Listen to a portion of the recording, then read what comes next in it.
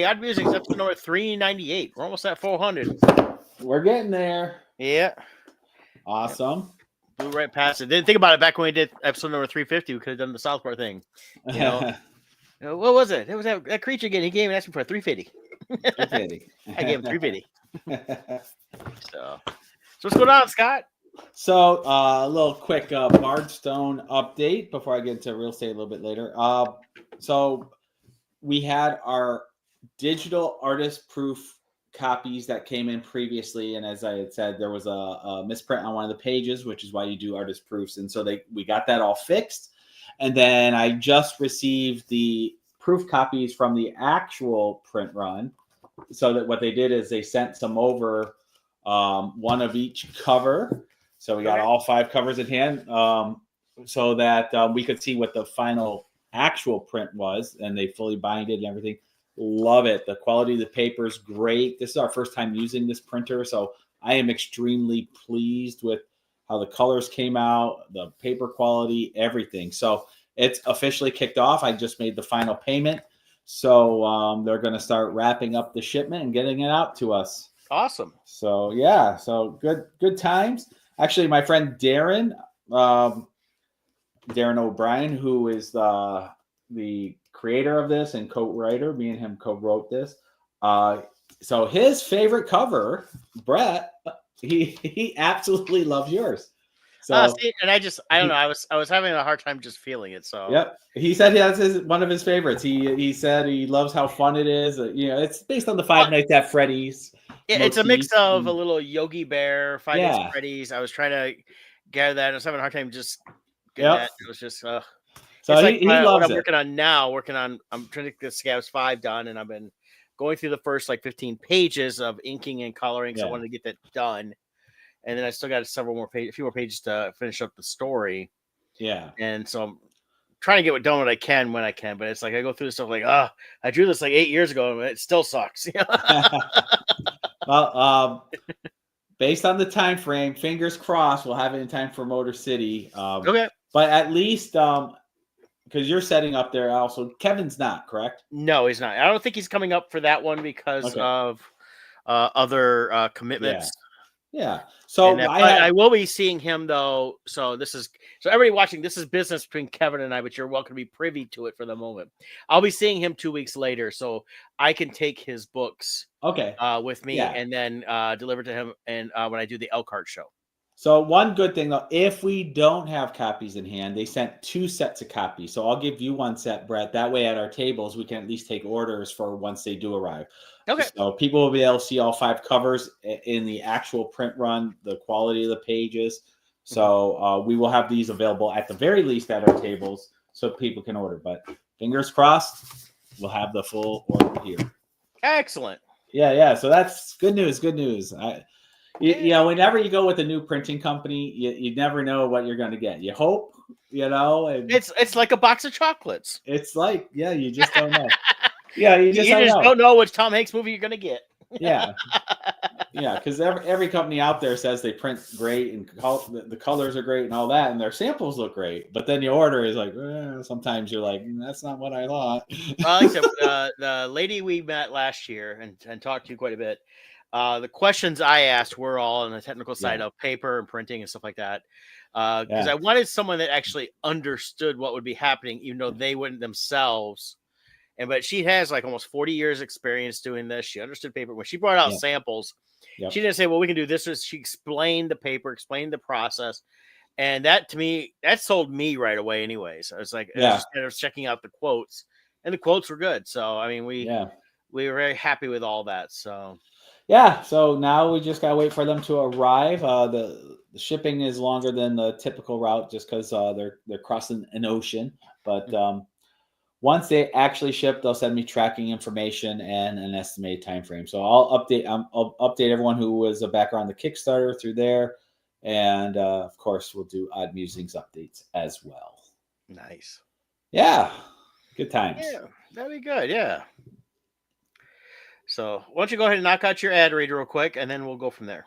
All right. I don't have the page set up, but that's okay. You guys know who I am. Team Titans of Real Estate right there. Jill and I, we are real estate experts in Macomb, Oakland, St. Clair counties. We also do Genesee County, Wayne County.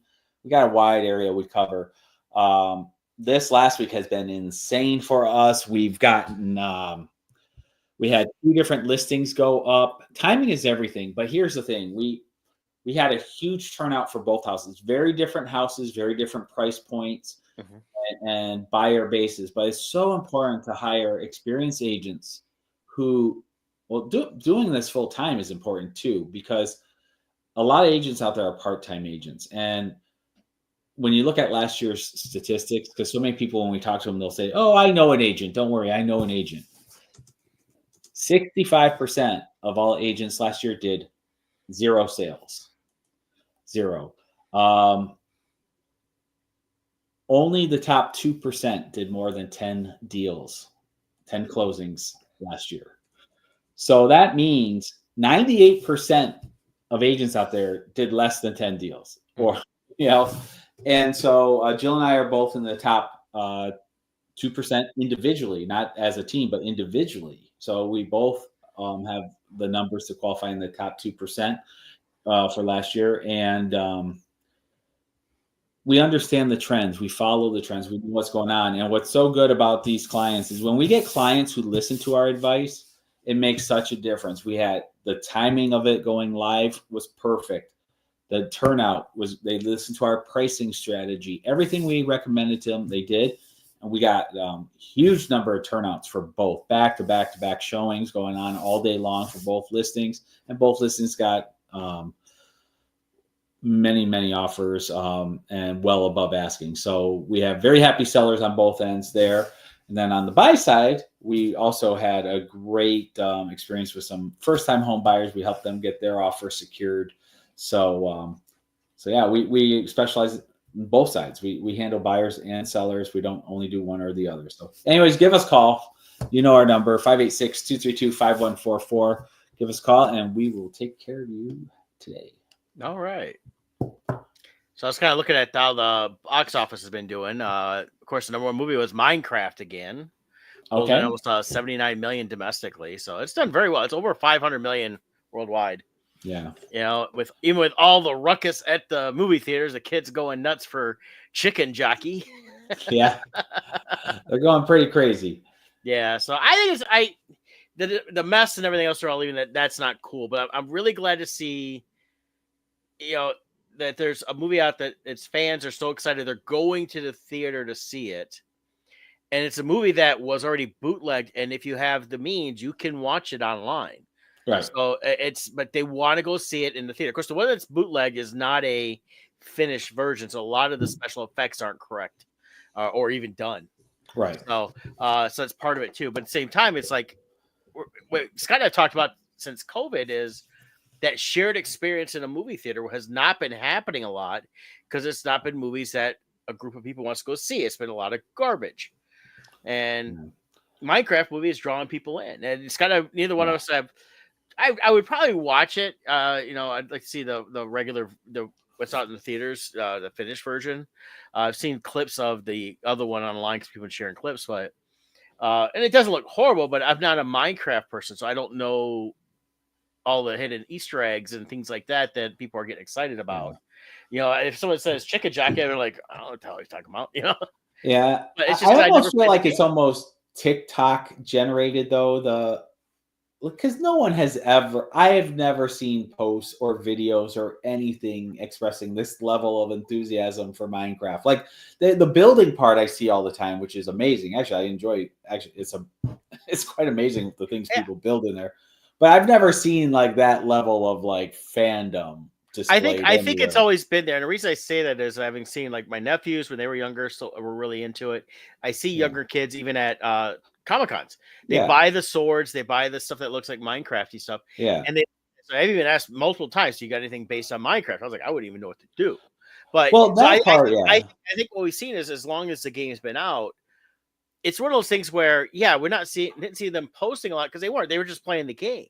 Yeah. And what are you going to post? Oh, I built something. And now we're seeing because of the movie things like what I talked about last week that they designed the entire New York City, Manhattan, and and this has been going on for years. So I think what it is because the movie came out, then these people are like, oh, we have an outlet now to start saying, hey, this is what we've been doing. This is why we like it. This is what we're doing.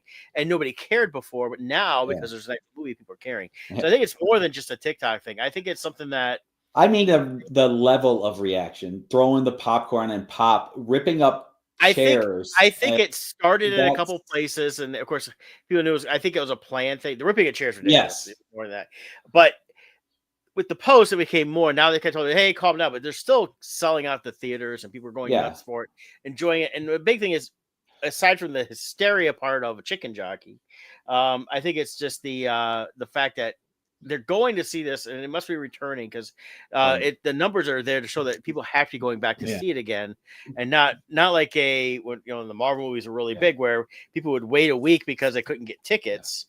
So I think people are returning. So I think that's what I'm getting at. There is the whole fact that there is this collective now, and they're all able to actually get out there, see a movie they're all enjoying, and it's this part of the in the internet TikTok of people that have been like, oh, we've loved this forever. And now we have an outlet for it. I mean, I bought my nephew, who's 16, 17 now, Minecraft toys over 10 years ago. And I bought him like the Pig and Steve. Oh, yeah. There's definitely a fan base. So I think that's what a lot of it is. But the part of the story not being covered is I talked to the movie manager about it. They have huge numbers of people leaving, asking for refunds because of how all the idiots are acting. Well, and that part's not being covered in the story. No, and it's not going to, but it's still, I mean, they're still getting people staying around that they're going back to see. Well, yeah, the people ruining it and ruining the theater and that happens miserable for the cleanup. Yeah. So, and that's where people try to compare it to Rocky Horror, but the difference with Rocky Horror is that had been out for a long time, and the theaters who took it on knew what they were getting into, and the people who went to see it knew what they were getting into. But you show up with your kids. No, I know. See this, and teenagers are screaming and throwing stuff. That can be scary for them. Yeah. And the manager said the families are leaving. Yeah. And asking for refunds because of how the teenagers are acting in this. So and that's I can see that and I don't think it's every showing, but I can see that. Oh yeah, definitely not every showing. Yeah. So, but again, but he said it's most showings. I get back to my original. Well, and they should be because all the studios or movie places have been saying, "Look, we're gonna shut the movie down if we see any of this," and they're supposed to be doing that. So, well, the director of the Minecraft was encouraging it publicly. Well, he's happy about it because it's got people going and buying tickets, and even when the movie theater refunds them, that ticket money still counts. Oh, does it? Yeah, on a refund. Yeah, they don't reduce the refunds; they show what they sold, not what they returned.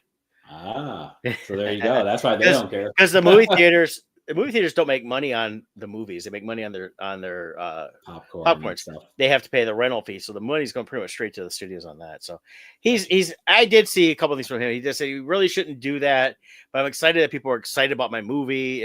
So there's a mix on stuff like that. Yeah. So. But it is nice. It was nice to see people at the theater. Hopefully more other movies. We tried to actually. The reason why I was talking to the manager is we went to see King of Kings. Okay. It's an animated Christian film. Yep. About Easter, and actually, it's kind of like Princess Bride in a way, where they're telling the story to the child, and you have cutscenes to the kid. Yeah, I saw a trailer on that. It did. Look pretty good. Yeah. So, but we left that one because some group of moms with like 20 children, and the problem wasn't the kids. It was the freaking moms. They were getting up constantly, walking in front of everyone, having their flashlights on to find where their kids are. They had them all dispersed throughout this theater. Yeah. They're talking like, hey, are you okay? Do you need anything? And everyone's like, be quiet, man. The kids were good. The problem was the moms, and they were just so annoying. So we were just it's that helicopter parenting, Yeah. They constantly have to ask them if they're okay. And they put all the kids by themselves. And what they want to do is tell them, what they do is tell parents, hey, they're sitting there being good. Just sit down and shut the F up and let them enjoy the freaking movie so they can learn a little bit about Jesus and who's not Jesus and who's this other guy. The kids were actually behaving.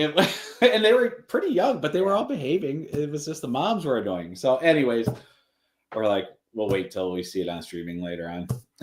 See that, and that's where I like to go to the movies on during the week, on a weekday, during the day. Yeah. And because you get less of that, yeah, and stuff like that. But no, I saw the King of Kings. Didn't look too bad. Side note, we can switch topic right away. Did you see the finale for David, the House of David? Not yet. Okay. This week with these listings and stuff, we got so hectic. I haven't even. So what I've been doing, I have a walking treadmill here at my home, and so I have my computer set up. So I'll do an hour on it, and I'll watch an hour of TV. Okay. So I've been watching David during that, but I've got zero treadmill time this week. So it was they've had the finale, and I don't want to no spoilers on that, but I'm really hoping there's another season and they continue the story of David. But they, it's the resolution you expect from this season for what's going on. And we'll talk a little more about that when you actually see it. So I've seen a couple interviews with the actor who plays David, and really, like, he understands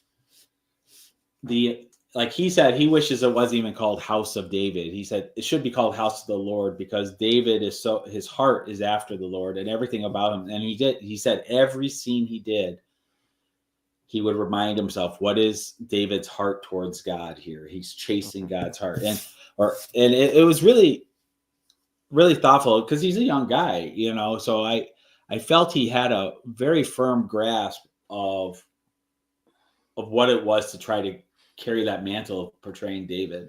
Yeah, and according to Forbes, it's already been greenlit for a second season. So good. They did a great job with it. Yeah, no, they're as a way of doing a book of the Bible, a section of the Bible like this, and bring it out dramatically. It, you get like you have like the classic movies like the Ten Commandments. Mm-hmm. You have the classic stories of Jesus, stuff like that, and while they do a fine job with those, sometimes they just feel a little too, I don't know, kind of just a little too, I don't want to say churchy in a bad way, but kind of churchy, where it's like they're not really preaching to you, but it feels very sanitized more than it should be. And realistically, what I like about House of David is they're actually showing that, hey, this wasn't all this holier than thou type thing for everybody. It was, David, while he was chosen, it shows all these other people. And I like how they're dealing with King Saul in terms of, or it's Saul, right? Yep. Yeah. Saul. In terms of his fall and how he, basically said, I am a God and I am God. And since I am the king, and him dealing with demons basically and everything, and his own mental state that was falling apart because of the choices he made to go against God. Yeah, we kind of mentioned it, I think, last week. The creative choices they've made, I felt, have all been made with a very deep reverence to, okay, we have to fit this grand story into a much smaller capsule. So to bridge these gaps or time periods, what creative things do we have to do to tell the story so it's good? And I feel like they really had a heart towards making sure anything they did creatively was true to the essence of who all these characters are historically in the Bible. So I loved it. I'm loving it so far. I can't wait to get back on track with it. Yeah, and I think you'll definitely enjoy the last what you got to see. I thought they handled it very well. And I like the fact that while it has a Game of Thrones feel, they allude to, even like sex things like that, but we don't have to have constant sex scenes. Yeah. It's there, but that's not what needs to be told in this story here. And that's where I think they keep it so it is more PG, maybe PG-13 because of a little bit of violence. Yeah. So it definitely, with parents, they don't have to worry about sitting there and next thing you know, oh, here comes the princesses and they're ripping off their garb and it's like, whoa. Look at that. They had those back there too. No, I really enjoyed it, and definitely glad I went back and finished it up. I didn't realize how far along I was. I was a little further along than I thought I was. How many episodes is it? Do you know? 8, 9, something like that. 8 or 9? Okay, so I'm about halfway. Yeah, so I'd watched more than I thought of when I had switched over watching something else, and then came back to it. And then since I finished that up last week, since when I'm sitting working, because I'm sitting right here, I got my drawing screen right here that I'm doing all my inking and coloring on. And so I pop stuff on the TV, which is right up here. So I'm all in my little space here for everything. I've been watching. I realized last Thursday that Black Mirror dropped a new season. Oh, did it? Okay. Yeah. And they have the second, the sequel to the Star Trek one. Oh yeah, that's right. Yes. The USS Callister. Yeah. And originally, I was reading something about it today. How the report talked about it's supposed to have been a series, so they'd done another. That's what I had heard. And it was. They announced it as a series, but now I think it's just gonna be this one, and then they're gonna do another season, and then they'll have its third episode then. Refresh my memory. The space scenes weren't real. It was like a mind technology where it was in his head, right? Yes, like it went into his brain. but it was a server. It was a game. That's it was right. Yeah. I need to go back and rewatch it. I wish I'd kind of rewatched that before I watched the second episode again, because I had to kind of remember some things along the line. But they give you some of that information, and it was a good episode. I enjoyed it. When they're supposed to do a series, I was kind of like, okay, I'd really like to see what this is. But this is again, it's back into that world, which is on a server. So, which is what a lot of stuff in Black Mirror does, is they end up drawing people into the internet style or whatever. Yeah. But it's kind they of they like that little disc too that they attach to the heads and everything. And they use it a lot throughout thing. But there is it's kind of Ready Player One meets Star Trek. Pretty much, yeah. I mean, the whole series is pretty much a Ready Player One-ish type thing. But there was one episode this new season, and I'm not going to get too much into all these, but because they just dropped to give people time to really check on them. But there was one where it was kind of like a flashback years, and then and the younger guy who was kind of autistic ended up getting the game reviews. So he gets this game, and he steals the game from the guy that does it, and you'll recognize the guy. It's what's his name from? It's the kid from We Are the Millers. He was in an episode in one of the last couple seasons playing a computer guy. So it's basically him. Okay. And so it's like, I think, a continuation of that. And this is the guy created it's a sim style game, but it's actually they're alive, and that's where it gets kind of interesting on that in terms of how. Then what it does is when it jumps to the future, which goes there. And then if you see that one in another episode of Black Mirror, if you pay attention, there's a little scroll on the screen and it mentions that game number 2 coming out. So in the other one, it never came out. So I like how they always tie in all this stuff around the different things. You catch little Easter eggs throughout the different episodes. So I thought it was a good season. I think the season 6 was better overall.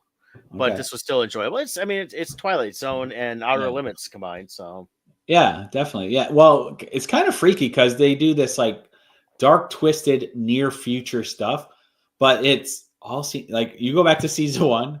We have those robot dogs now, and like social media rankings in some countries now. Oh yeah, and that was the Bryce Dallas Howard one. And these things are coming true. Yeah. It's like I mean, it's just like anything with science fiction and it's not always the technology. A lot of times with science fiction, it's more the ideology of people. More than the technology. So speaking of possible science fiction, there's a bunch of conspiracy theories going around. You see the recent launch of the Amazon dildo into space. Did you see the video though when they landed? They started opening the door to get out, and they had to tell them to shut the door so Jeff Bezos could go up with the special tool to unlock it and open it. You actually see them opening the door from the inside, and then someone's like, this woman runs up. It's like, no, not yet. And they shut it again. And then Jeff Bezos walks out and they hand him the tool, and he's like, ugh, it opens it. The whole thing is ridiculous. They make such a big deal about it. They're like, oh, it's an all-female crew. One, they're not crew. They are shot up and they're just passengers. Number 2 is, as much as they try to make a big deal about it's all-female crew, it takes away from all the female astronauts that have gone up. That have gone up and stuff, including the one that just got home after a year almost. Yeah, there was 100 times more coverage about this than the ones that were just rescued. Yeah, the networks didn't want to cover it because they were mad at Elon, and he just saved them from 9 months in space or something. Yeah, and they were only supposed to be up there a short time, like 2 weeks. Yeah. So it's just 2-hour tour. Yeah, I see this stuff with Bezos, and it's just ridiculous. It's like, oh yeah, they go up 62 miles. which is just to the veil of what they can consider outer space. Right. And so they basically get up there, they float, and then they start coming down.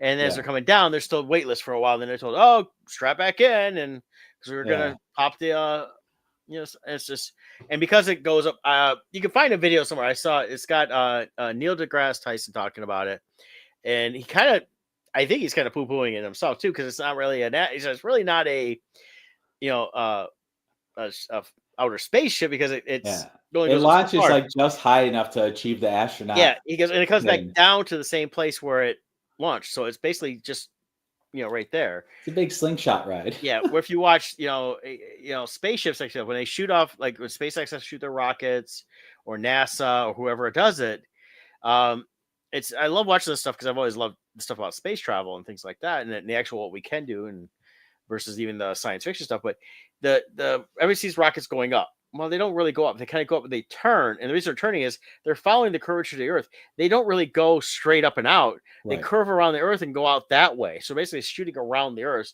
which also proves to the flat earthers that the Earth is round every single time. Yeah. And stuff like that. But it's the technology and stuff like that is always fascinating. But the stuff he did, I mean, he built this rocket just like the guy in Ypsilanti, Michigan built the water tower and made it a monument unto himself. A stubby dildo. Well, then, like, was it Simpsons or Family Guy or someone? Like, they had like the exact style. I think it was probably Simpsons. Probably, but I can see it being a Family Guy, and it'd be something that Quagmire would do, I think it was Family Guy because they mentioned how the shape of it looked, but I can't remember now. But it's like, I don't know. It's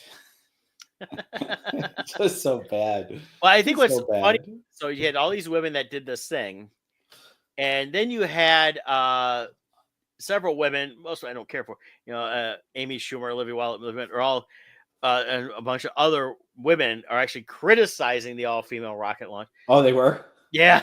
So I mean, it's just like everything. It's these ones you would think would be supporting them are actually hating on them, and things like that. So it's just they made such a big deal about it, and then I seen other write-ups saying that every single woman on there, except for Bezos woman, because it was his fiance on there, they paid to be on this rocket. Yeah, and it was all promotional stuff, and they're having like even Gail King's like, oh my god, kind of no, this is still a big thing because we're showing that women can. It's like, no, you're not. But they didn't do anything. They paid money. Sat down and rode a ride. These women that we see from NASA. Those that are go through the training. So there's so many of those, and it's like I forget who was another female person. It's like, okay, you guys are just taking away everything that was Sally Ride, even. Yeah, Sally Ride. Yeah. The first woman for with the shuttle, and there was all woman crew in the early '60s. I mean, it was the Russians had sent up women long before we did, and and they would send up individuals. So, and they were crew because they actually had to control the ship. I think it's just. It's the current politics out there. People are mad, certain people are mad at Elon, but the fact remains, Elon's company, he's doing full-blown missions. He's doing satellites. He's doing ships that dock with the International Space Station. Mm-hmm. He's doing actual stuff NASA did. Yeah. Whereas, and it's still cool, don't get me wrong. If I could afford it and I wasn't scared of roller coasters, I would do it if I could afford it, but I'm not an astronaut. I'm a glorified ride person. I'm on the world's biggest slingshot. It shoots me up in the air and then it lets me swing back down. That's all this is. Well, and that's all it is. It's the slingshot ride. You can go ride that down in Orlando all over the place. And it just shoots you up on a rubber band, and it's basically the same thing. I didn't do anything. I'm just and that's one thing. SpaceX came around and won the X Prize because they actually were trying to create, they were looking for a way of reusable rockets, which I still find very fascinating to see. The rockets now, they come back every time, how they land, they show it all the time. So there's a lot of cool things they're doing, but he's the one that's been helping to continue that on in the private side. Well, and the big catalyst for Elon Musk's company was Obama defunding NASA. Once he took away NASA's role the way it was, he was able to fill that spot, and he hired the right people and brains, and Elon too. Though he's a big part of it, how he runs the company, and they were able to create that intermediary that was no longer there. Yeah.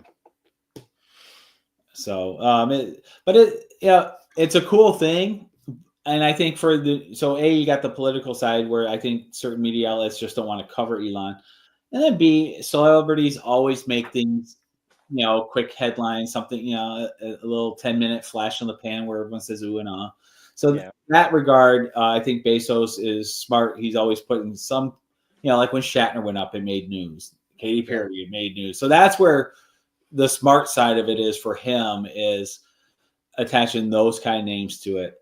But I don't think those same people could do Elon's, because Elon's doing true space missions where you have to train, you have to be fit, you have to. Yeah, no, this is the consumer type ride. He went after that route. So did, and I haven't really heard anything in years, but Virgin Atlantic, Richard Branson, he was supposed to be doing the same thing. He was actually trying to create a new shuttle that would take people up.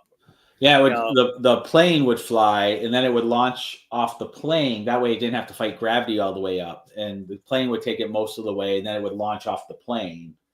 Yeah, I think it was attached under one of the wings or something. Yeah, it was a cool concept, but yeah, like you said, I don't know what happened. I haven't heard anything. Well, he still has a website. He says a picture still shows it, and it shows it actually as a shuttle. So it's like a shuttle under a bigger thing. He's using he's using from the Star Wars prequels, that they used to hyperjump. Yeah, the Jedi spacecraft. Yeah. But it's like a giant Boeing something, like kind of like what carried the space shuttle. Yeah, here when they would transfer the space shuttle. Yeah, I'll share this and show it to you. Yeah. And Branson himself actually rode on it for, I think, the initial voyage. So this is kind of what it is. Yeah, it's got the 6 seats plus the pilots, and then basically the rest of it's an engine. Yeah. So, and that's kind of what they've got there. But this is Virgin Galactic. That's what it's supposed to look like. And I think it's a glorified glider. So the engine gets it up high enough, and then I think it becomes a glider for the way down. Well, he does like the shuttle did. It had the all the boosters is what got the shuttle up, and then the other one was more for just control, and then re-entry. So let's see here if they got anything else on here. Spacecraft fleet. I mean, Spaceport America. They have the space flight. So it's there's still stuff here. Not saying that I haven't seen anything new on this in a long time, but I know he was also wanting to build the first hotel in space. And that's where the shuttle would go to that hotel, and you would stay up there for like a week or whatever, then come back. Yeah, I've always read.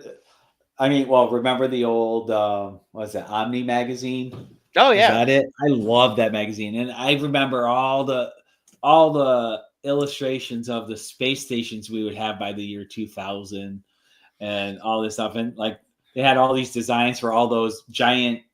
The space shuttle rocket, the main engine thruster thing that would go underneath the shuttle, those were just discarded into space and then gone, and they would collect them and then hook them up in a ring to make all these compartments.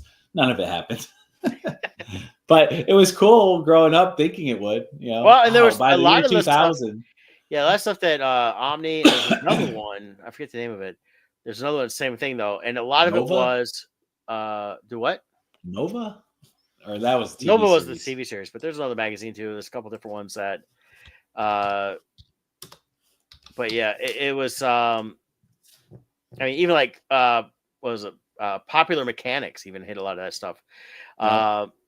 It was all based on actual stuff that people were working on, and there was, of course, they did take some liberties and they expounded on things. This is, in the science fiction style realm of this is what they want to see, and here's what it would do.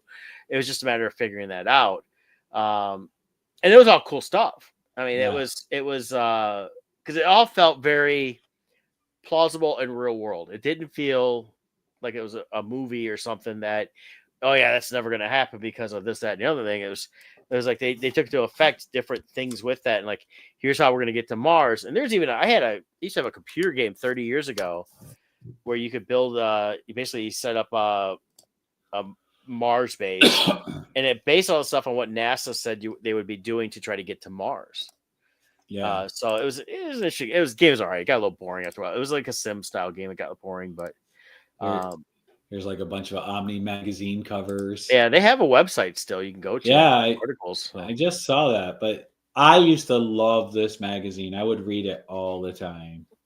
Yeah, I'd pick it up whenever I could. I didn't buy a lot of. I thought it was just like you go like to a dentist or doctor's office, they'd have it. I'd flip through and read it. Go to the library at school, and they had copies of it. I read it there and stuff like that. So, but yeah, I mean, it's the whole science fiction stuff, and that's where, yeah, Bezos put a lot of billions of dollars in his little blue rocket, but it's in the long run, all it is just a thrill ride that eventually will end up at Universal Studios. As part of a land there, and everybody like, yeah, I did that. It was okay. It's not as cool as when I actually got to go ride in the SpaceX. But SpaceX still is real astronauts, and even though it's a lot of private funding stuff going on, it's still government controlled and regulated through NASA. Elon can't launch whenever he wants. The NASA still controls all that, but they switched over to where the research and a lot of stuff funding and that is through private jobs, and it's handled differently. So it's not government. Government just oversees it as a regulatory thing. Because NASA itself isn't developing any of these. It's SpaceX and I think Boeing's got their own space thing too that they're all talking about with going to like Mars and everything else. They also want to get to Mars. So these are competitors to Omni. There it is. Maybe Discover magazine and Discover. That was it. Yeah, that was a good one. Isaac Asimov. I used to read that. Popular Science every now and then. Starlog. Loved Starlog. That was all the sci-fi shows and movies. That was before the internet when we'd actually read those magazines to learn all the behind the scenes stuff. I still remember. I found one of my old Starlogs. It was like shortly after Return of the Jedi, and all the speculation of what were the Clone Wars and what was Luke and Leia's mom like, and like all these theories, which are so interesting, that because looking at it now with what we know. But yeah, those are all fun. Oh yeah, the speculation stuff was huge back then on that stuff because it's what they all. Lucas wasn't saying it, Yeah. Plus, he had like 12 different chapters he wanted to do originally, and go from there. So, but good times. Of course, speaking of Star Wars, coming out next week is the 20th anniversary of Revenge of the Sith back in the theaters for a week. Wow, it's hard to believe that's 20 years for that. Yeah. I'm old enough to remember when Star Wars was 20 years old. Yeah, I went and saw it in 97 with the special editions. Yeah. And which also another thing I just read today was over in the UK, they're doing a film festival, and they finally got permission from Disney and Lucasfilm to show one of the last surviving prints that before Lucas changed stuff for the 1 year. Cut. Yeah, it was the one day before he changed it a year later. See, this is the original first year print because he changed it with every time he released a print. There's always a change. I think after that first year is when he added the episode 4 to it because he knew he was coming out with Empire Strikes Back and he was going to call it episode 5. Right. And then so this has no Jabba scene. It's got the original special effects. So it just says Star Wars. So they're doing 2 screenings in the UK when they do this festival. And of course, you can find it on VHS here and there. It's still available. And then very limited on that one. But the despecialized editions of the movies, it's fan that put together to create versions of the films that were as they originally theatrically aired, are out there in places that you could try to Google and find them and get copies of. So they've been going back to some of the original sources to get the highest quality too. So yeah. Have you seen? It's been kind of interesting. These AI generated like retro, like if Star Wars was filmed in the 50s. Oh yeah, I love those things. Yeah, it's like got a cool feel to it. I love that it's AI, but it is cool all the way. But it's one of those things where if it was like trying to replace it with AI, it's one thing. To create something like these faux trailers, Right. I think that's where AI fits in, and AI is not Yeah. going anywhere. They're using it in everything. Oh yeah. Don't act like they're not. They a lot of movies, TV shows are using it now because they can generate all the scenes they want with it. They're just not using it for actors, but they're using it definitely Yeah. for background Well, stuff. So and they're doing a good job. I mean, in about 5 more years, I don't think we will know the difference. But they've yeah, been taking scenes from the Star Wars Legends or expanded universe as we originally knew it, mhm. scenes from that or in the novelization, and using AI to create a movie scene from the books, and they're really good. It's like, oh, I wish I had that scene in the movie. Yeah. There is one that was like I saw Star Wars that's popped up when I was looking to see if there's any new trailers before we got on the air, and it's Star Wars like in a super Panavision type thing. Oh yeah. And I like that one's 50s. The funniest ones though are the Star Wars. They do it basically like it's in the middle of like the bayou, and they did a Harry Potter version Oh of that too. The Harry Potter one is just hilarious. So, um, and that's what I think is funny about that. You know, it's AI. It's all voiceover. The actors aren't even talking. They're moving their lips, but there's nothing really being yeah. said. But I find those I enjoy them myself. I'll watch them whenever they Oh pop up. yeah. It's still the best Star Wars that wasn't real Star Wars in that category. It wasn't AI. It was when they did the anime version of the Empire with all the TIE fighters and everything else that came out like Yeah. 10 years ago. That was just a brilliant looking. I know he said years ago, I said that's what they should do for Star Wars. Like, oh, we want to go back and fill in these gaps between and have, Leia and Luke and all that. I was like, fuck, it was before they came out there. Just do it animated like that would have been great. Here's And I like the look. So here's if it was done in the 1920s.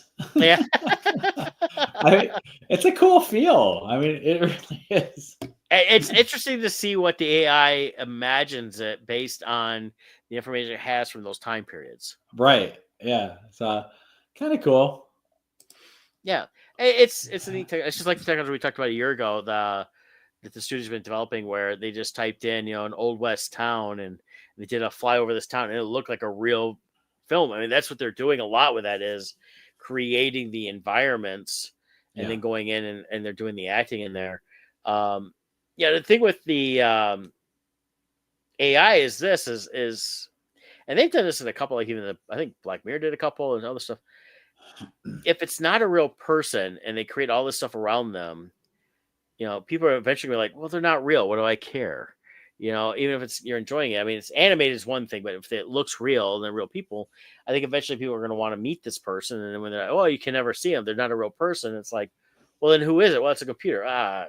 People like having that real person aspect within stuff, and that's where though the actors in the last several years, especially, even James Earl Jones did this. They set up where studios can license their voices, their image, Yeah. different stuff like that to create stuff down the road. One, it kind of keeps them out there, but we know that was taken from a real person, and yeah, it's AI, but it's if they wanted to redo, if they were to have like Carrie Fisher's family, Mark Hamill, all the people from the original Star Wars said, well, we want to do all these stories that take place between Star Wars New Hope and Empire Strikes Back, and it's all AI. Well, if they had everybody's permission, they could do it. But I think that's where a lot of there are actors like, no, you can't use my likeness for anything. It's protected now, and I like that. I mean, even with the Rogue One, they had permission for the actor for Tarkin. Right. So I just wonder if the AI version was wearing slippers too, because he didn't wear any boots because it hurt his feet too much. That's true. Actually, a lot of them wore slippers. Yeah, because the shoes were scuffing up the super shiny floor in the Death Star. Yeah. So if you couldn't see their feet, they made them wear slippers. Yeah.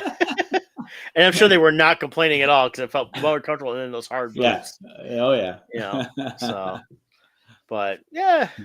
So that's it. Yeah. So we also got next week got Andor coming out. Yeah, I'm looking forward to that. I think it's going to be excellent. We'll see. Time will tell.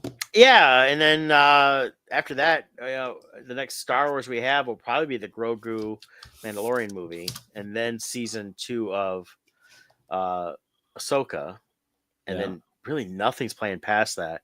Although I did see Ryan Johnson. I didn't realize it was his stuff when I watched the first season, but Poker Face season 2 is coming out next month, and that's one of his stories. He does so much better with stuff that's his own creation versus jumping into a franchise. Yeah. Well, it just goes back to, if I decided to remake a Ryan Johnson movie and just decided not to care about what his creation was, I think he would care too. I think so. I think he didn't think of that when he did the movie. Yeah, if you're gonna play in a sandbox, follow the boundaries of that sandbox. That's all. And if you don't like it, make your own. Yeah. What I do find interesting though is the actors that keep coming out acting like it was all the fans and everything else that still hated it. Because I saw today Kelly Tran, the played Rose, whatever. And well, she's just doing it because she just came out as gay. She was hiding it, in the closet for years. And so she said, "Well, I'm gay, and I'm tired of people coming after me because of," and lists everything that I'm like, nobody came after you directly. They didn't like your character. It had nothing to do with you. The problem is, if she had played the character that was the sister, it was a more plausible character, right? But nobody cared about that. Same thing with Finn. I get tired of hearing, every few months it pops up with him, like how much he hates Star Wars, and I go, it's not the fans, dude. It was those that created it. So you need to go after Ryan Johnson mainly, but Ryan Johnson one that screwed up all those characters. Because I'm sorry, everybody I know after we saw The Force Awakens, so many people loved Finn. I still was. I at first I was like, no, he can't be a Force person. I didn't want him to be because he's a stormtrooper. I just I don't want too many Force people popping up. But if he came that way, I was like, yeah, I knew it was kind of there, but I didn't want to admit it. But him as an actor, I like him. I like the character in the first movie, the way he grew. It's Ryan Johnson screwed it up, and then them trying to fix it in the third movie. It was just too much past that. But the other problem is the megaphone effect. Yeah. There were two aspects to when the whole controversy of the Black Stormtrooper. It was proven to be a small group of people on 4chan who purposely created this, knowing like, hey, if we do this, we'll generate this buzz, so we get all this coverage, so it looks like fans are saying this. And it was totally a hoax that they created for their own like prank self-satisfaction type thing. Yeah. And everyone bought into it. No Star Wars fan I knew did it. The only legitimate questions that came out back then had nothing to do with him being black and everything to do with the not the hardcore Star Wars fan, but the lay common folk fan who doesn't read everything. Their understanding of stormtroopers is they didn't understand there was a difference between stormtroopers and clone troopers. Right. So their surprise is that it didn't look like Jango Fett. Not that he was black. They just thought all stormtroopers were clones, but they weren't. Clones No, George had explained that years before. Right. And the hardcore fans know it. Yeah. But the casual fans don't know that. Right. So that was the only sincere questioning that I ever got was like, wait, I thought he would look like Jango Fett. Why does he look like that? Well, because stormtroopers aren't clones. And then they're like, oh, okay. And then you really blow their mind, because of the size and build of the average stormtrooper in the original Star Wars, a lot of them actually were female inside the suits. Like, really? So, yeah. So I mean, that's the whole Star Wars thing is kind of like that. It's just like with the when Rogue Squadron came out, all these people, including supposedly hardcore Star Wars fans, are going, they don't mention the Bothans. Why didn't they mention the Bothans? Well, that was the second Star Wars plans. That was not the first one. It wasn't the Bothans. That was for Return of the Jedi. That's when all the Bothans that gave their lives to get that information out. It was nice to know the Bothans had such staunch support, though, and so many people are mad about that. Yeah. We gotta hear about the Bothans. Justice for Bothans. Oh, yeah. Ridiculous. Yep. Well, while we're talking about things that get kind of screwed up, Mickey 17. You watched that. You saw it in the theater, right? That's right. Yes. Yeah, I saw it on demand. It wasn't horrible. it definitely was about a half hour to 45 minutes too long because they read something over. I think there was a good story there that wasn't fully realized. And you can realize a better version of the story in my comic book, The Expendables. Came out in 2008, the first issue. So it's been out for almost 20 years. And they stole the word expendable, regeneration of the character or the body with the minds being put back in. They did it differently. I'll give them that. I had just one machine that did it all. They had to have multiple machines, including a brick that looked like a brick. But they did steal a lot of my terminology around that in terms of my book. So I assume someone got a hold of the director. I forget his name, but he must have met me at a Comic-Con out in California. There really are a lot of similarities. I mean, just the basic idea of an expendable and the clone. The rest of the story is different. It really is. But it was an interesting movie. And I really felt that, what's his name there? Robert Pattinson. His voice threw me off through that whole thing. You forgot it's him because he has such a weird voice. Yeah, but he did change the voice pretty much for almost every version of Mickey, because Mickey was, of course, as an expendable. When he died, they regenerated him. They basically printed him out, which was interesting, and then put his memories back in that had been uploaded, and then he kind of went from there. So there was some interesting aspects about it. I liked some of it. It just felt like it was just overall the last 45 minutes of it was like nobody really cares. Yeah. You just wanted to get to the end and see what happened, and that was it. Yeah. Like I said, I felt like overall they had an okay premise and foundation to build upon, but I felt like they got their writers and directors of this got in their own way with their own personal messaging and whatever it is they were trying to do with this. They screwed it up, I think. I think had this movie gone into completely different hands to write and direct, it could have come out really cool. Yeah, it was trying to be comedic, but then trying to be serious at the same time. Yeah, they didn't balance right. And I think that it should have been more comedic, and then they rushed through everything with those creatures you see on the screen there, with the aliens that they find in this world they get to. But it was. Do you think they were trying to achieve kind of, because like Starship Troopers had a weird blend of funny and serious? I wonder if they were trying to capture that feel or something. I don't know. I felt like they did take inspiration from a lot of different things, including Starship Troopers. That came with the aliens, stuff like that. They're being bug type creatures and but then the other stuff, it was just the head guy, which was Mark Ruffalo's character, is trying to be a mix of multiple politicians, current and past, and they made him stupid. Just too cartoony, and he couldn't win an election. And they had to hammer that home like 8 times. I just felt like, I don't know. It just felt like it was just kind of all over the place. A lot of stuff. I think that, and the thing was too is it starts off and like 15 minutes into it, it goes right back to where you started off with to continue on from there. And I'm like, I hate when they do that. That flow was off. Yeah, I think that it should have been in a lot of ways starting off. I don't want to sit down and try to rewrite this movie for them, but there's a lot of things they could have done different. It was like, it felt like, I like this from Star Wars, so let's put them in snow. Right.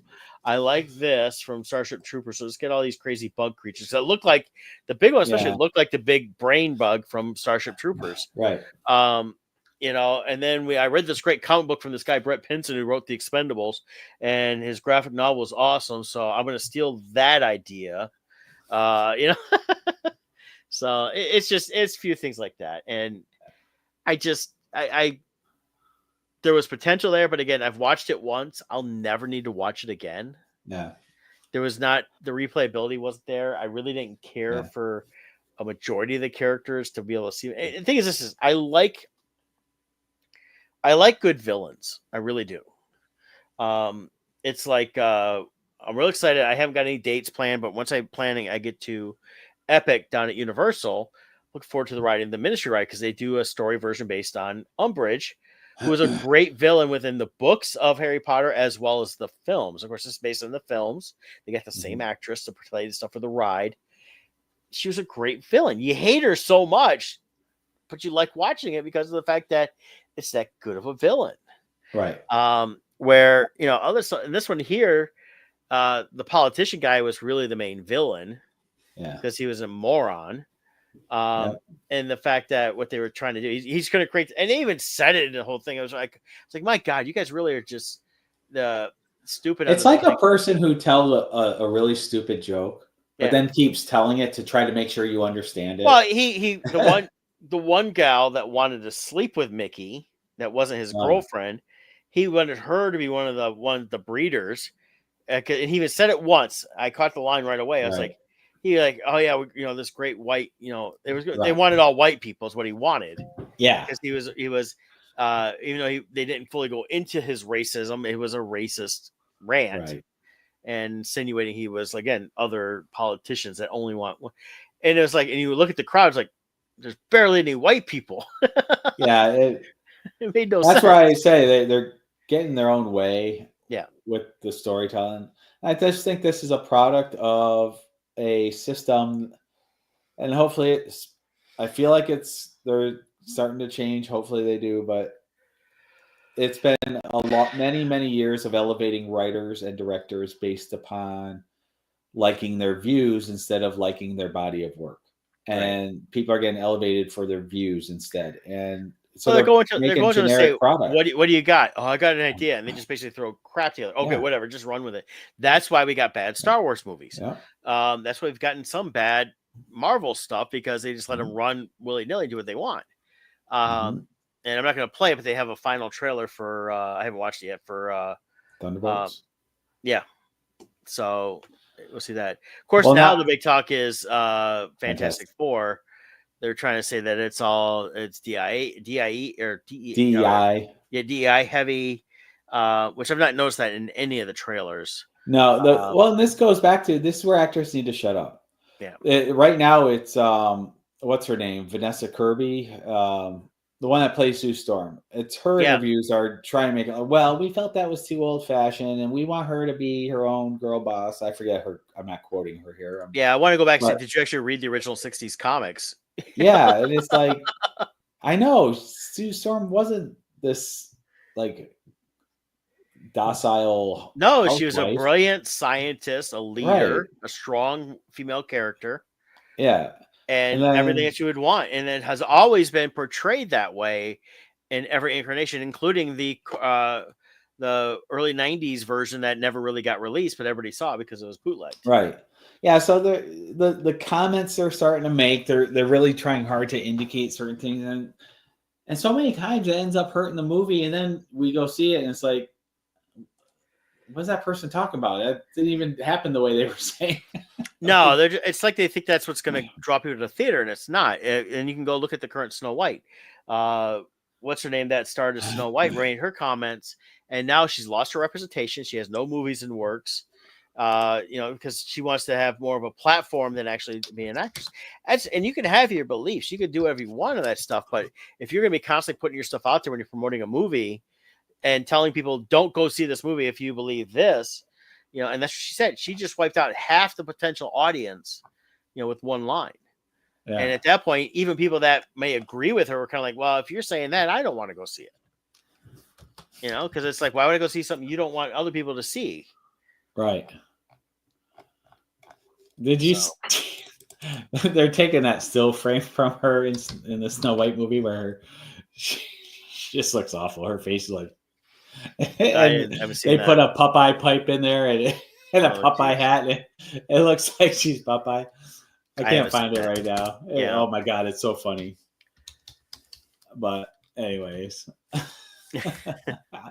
I don't remember the actress's name. Oh well. Can't even look it up. But yeah, she has like this derp face going, and people are making memes out of it. Well, you know what? It's people that did go and see it. You get the few that they will never say anything bad about it because they're like, oh no, it was great, it was perfect. No, people that are true that want to look at it, the movie it is, say no, they cut out the heart of what the original Snow White was good.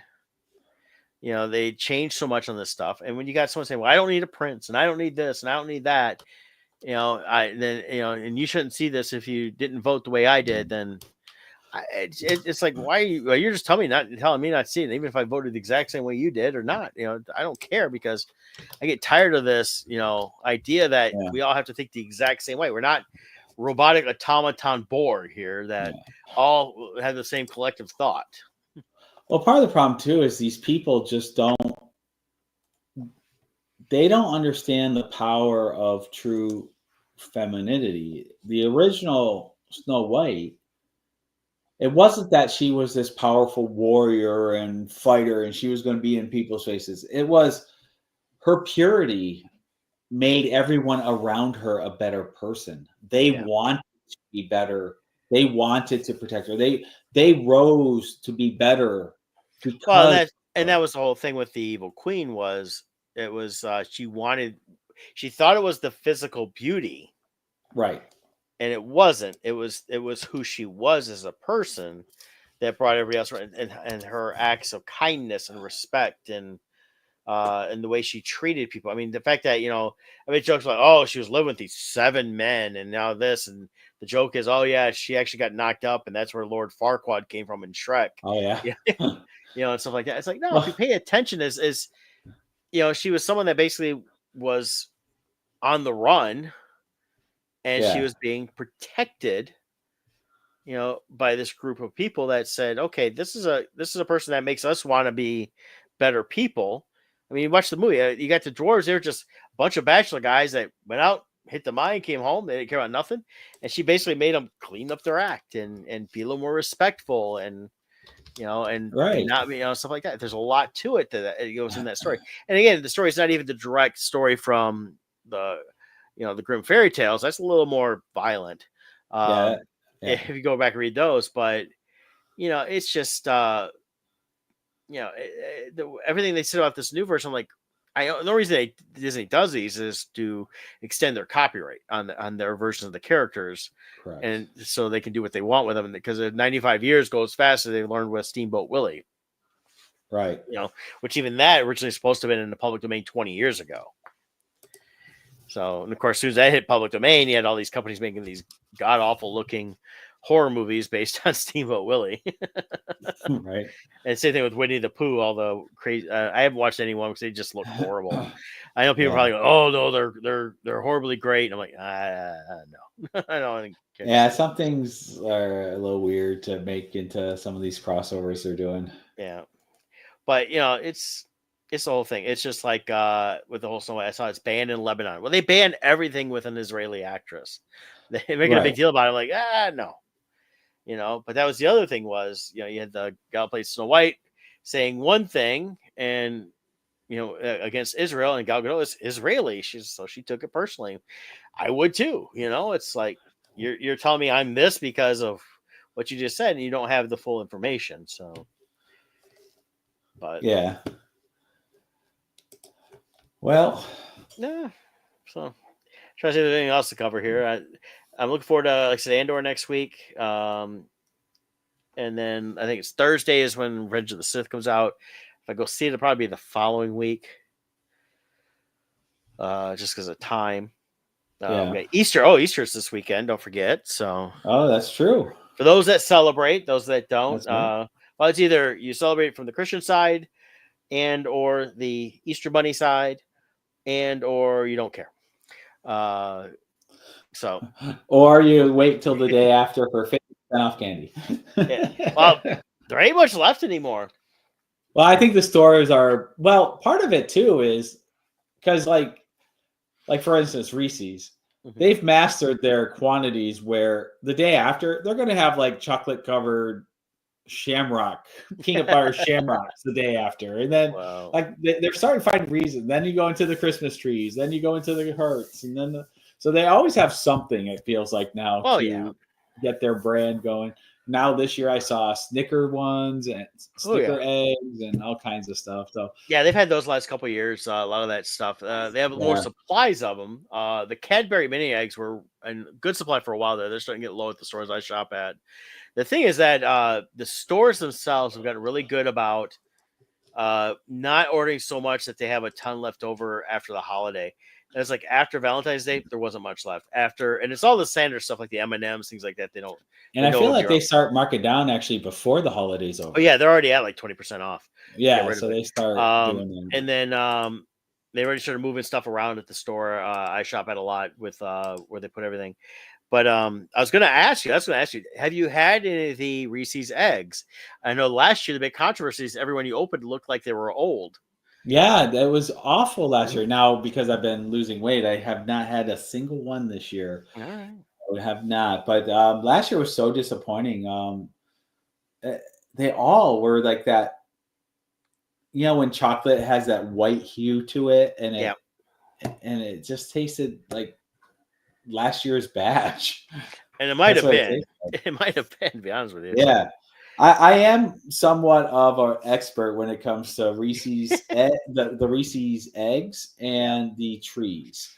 Yeah. Those are my two favorites. But I have to say, now if you're going with pure chocolate to peanut butter ratio, I think the ultimate is the mini Reese's eggs, where they're the smaller ones, not the bigger ones, but the ones that are like bite size, like that big. Yeah. Those are the perfect chocolate to peanut butter ratio. Okay.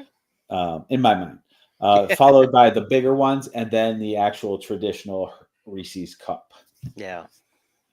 So. Yeah, I always like the Reese's cup, and they have the mini ones and then the bigger ones. And I like the trees ones.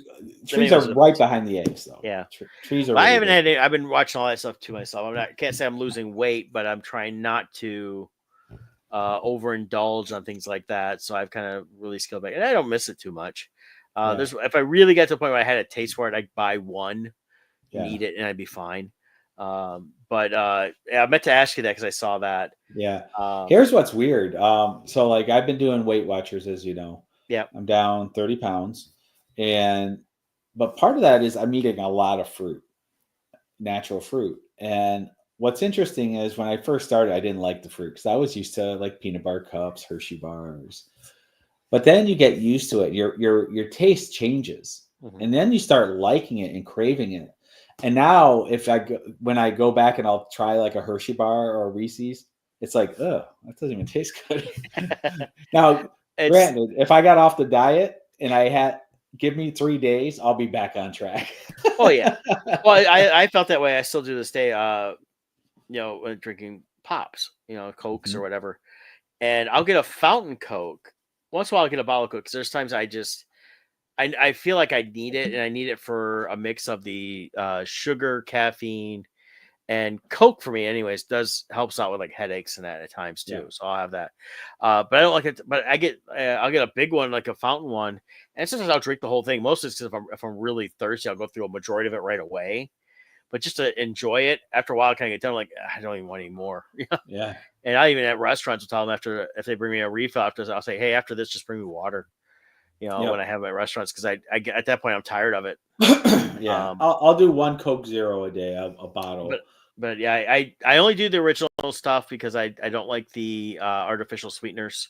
Mm-hmm. I don't like the taste of diets or the zeros. I've tried them, and they still get this aftertaste that ruins the whole drinking and makes no reason for me to have it at that point. Yeah, if you don't like it. Yeah. And that, but yeah, it's just like that with the candies and things like that. I've been on a little bit of an M&M kick because we got them in the house here, and I'm trying to force myself. I feel like I go through spurts. Like M&M's is one I'll go through a spurt on. My weakness though is the peanut M&M's. I can eat those like crazy. I love peanut M&M's. And I got those. I got original and peanut, so I'll make some in that. And so I'll grab some and throw them in a little bowl and eat on them, and then I'm done. But I'm trying to get out of that too. But it's that whole thing. Once you finally get away from it, I remember because I used to drink so much pop back in college, especially. Back then, though, we could buy a 12-pack for $2. It was like $2.50. I'm buying a 12-pack of whatever I wanted, and I can go through it. I go through it. Sometimes I go through it in a day. Be like just. Oh yeah, I was know? like that way with Diet Pepsi bottles. I would Yeah. drink so many. And then once I in my mid-20s when I gave up pop completely, and I went a full year without having any. I mean, I wouldn't have anything, not even a Faygo, root beer, or anything like that. And I like my root beer from Bill's Hot Dog Stand in Ypsilanti, Michigan. Okay. One of the best chili dogs, and they make their own homemade root beer. They have their own Oh, cool. recipe, and it's worth getting every time. I wouldn't get any of that. And then, with about a year later, I basically broke the addiction to that stuff to Yeah. where it didn't taste the same. But Uh-huh. when I liked it, I would have it and enjoy it. And if you just constantly drink it, I can't do that anymore. So Yeah. that's why when I'm working, I mostly drink water at home. Like in my cup, you see me drinking out of this. This is all unsweetened iced tea. So it's just regular iced tea. I even gave up the sweetened iced tea years ago just to kind of cut the sugar out. Have you tried Milo's unsweetened iced tea? Yeah, it's not bad. Yeah, that's a Yeah. pretty good one for a pre-made. Yeah, and it's in gallon jugs. You can buy those. Yep. Yeah. I've bought those. I've bought the was it gold something or other unsweetened. Oh yeah. Pure Leaf isn't bad. Pure Leaf's a little stronger though of a tea. But yeah, I'll get those every once in a while when I'm out. But most of them, when I leave for the day to go work, I have my cooler bag with my if I make a lunch, I have it in there. But then I always pack water, so I have like my cup, which looks similar cup like this. So I was drinking a Stanley style cup long before they became popular with all the little girls, and because I like having a cup. And then I have refillable water bottles. I just refill it with all day long. Okay. And I stick with the water side. And it forced me to push the water in. So, Yep. and I'm probably going through at least 40 ounces of water while working, if not 60 to 80. Nice. And that's just what I'm working, not including what I drink at night or before I leave in the morning. So definitely pushing the water quite a bit, and all that stuff. And it's just, I like soda, but also the thing is I'm kind of, naturally cheap. And when I look at you go buy like a bottle of a 20-ounce Coke anymore or whatever, it's like $2.50 at the store. Yeah. I'm like, geez, and I don't want to go buy like a 6-pack and leave it in the car. I do that once a great while. I buy something like that, but usually it's different things. Like I'll buy it for some of the shows like San Diego. I will buy a 6-pack and take one a day because I don't want to have to go try to find something at the store show. And I need like that little sugar caffeine pick me up about halfway through the day because it's such a long day. Yeah. But I don't drink it all day long. Other than that, I still take my water and drink water all day long there too. So yeah. But that's what we do, guys. So y'all watching this, you're like going, "Oh, this guys just ramble about their crap they do." Yeah, that's what this show's called. Odd Musings. We talk whatever we want, That's right. So, and then before we go here, I know Sean Forney's got another week left on his Kickstarter. I believe Randy's is done. So Google that stuff. You can check all that stuff out. And then we'll be talking about our Kickstarters as we got them coming up again. And then Scott will let y'all know when y'all can get some comic books soon. That's right. So good stuff. But hey, join us next week. I don't know what time it'll be. It'll be when we have it. You'll be here. If you're not, you'll catch a replay. Catch you later. Bye.